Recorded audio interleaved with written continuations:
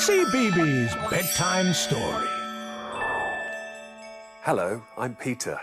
Have you had a good day today? Fantastic. I hope that you're smiling.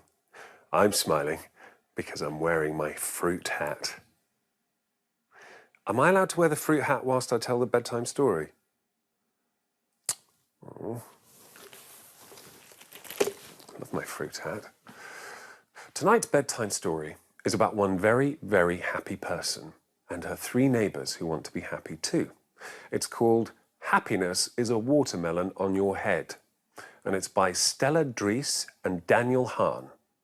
I hope you're sitting comfortably. At the end of the village, behind a green door, lived happy Miss Jolly with Melvin, her boar. Each morning she'd sit in her tree playing a song on her cello whilst Melvin sang sweetly along.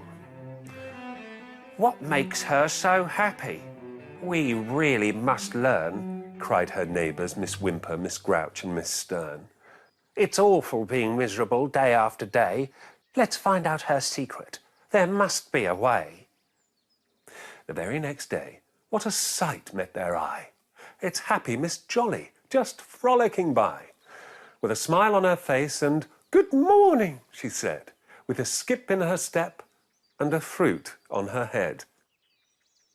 That's it, cried Miss Stern. That's the trick. It's so clever. We need hats made of food. We'll be happy forever.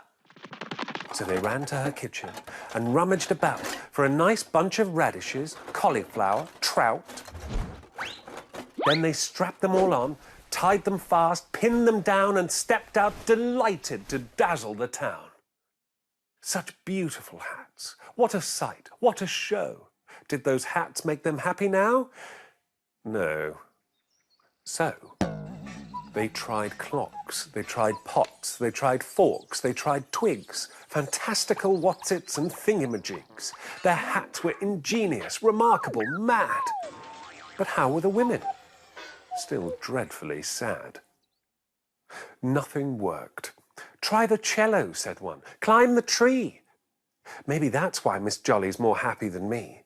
That's it, cried her friends, and began their ascent. Higher and higher and higher they went. But like 4 large ripe fruits, so heavy and round, they all, with the cello, thumped back to the ground. But wait, cried Miss Grouch. I've the best idea yet. Maybe being happy is having a pet.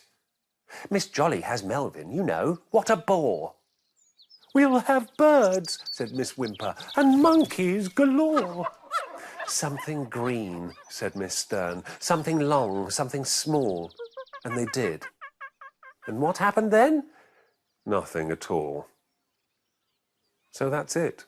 They gave up. What else could they do? They were sadder than ever. Their pets were sad too. As they dragged themselves homeward in gloom and despair, a giant green something came flying through the air. It brushed past the tip of a rocking horse hat as it whizzed through the air and came down with a splat. A watermelon. Attack! Cried Miss J, and she showered them with fruit as she raced through the town with her boar in pursuit. Soon the battle had spread to stupendous excess, and the whole of the town was a pink, sticky mess. When the chaos was done, as they lay on the ground, Miss Whimper, Miss Stern and Miss Grouch looked around. They were covered with pips and with pulp and with goo. One had juice in her hat, one had seeds in her shoe. They lay there defeated, exhausted and sore, those 3 sorry women and Melvin the boar.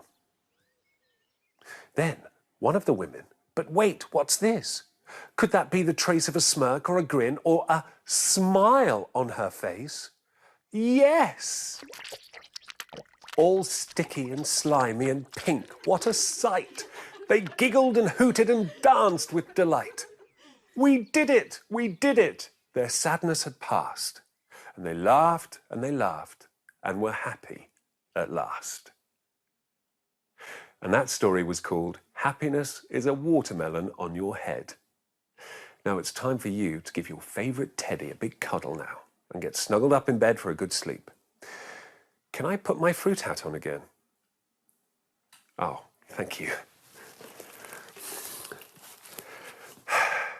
See you soon for another bedtime story. Good night. Can I wear this hat to bed, please? Oh.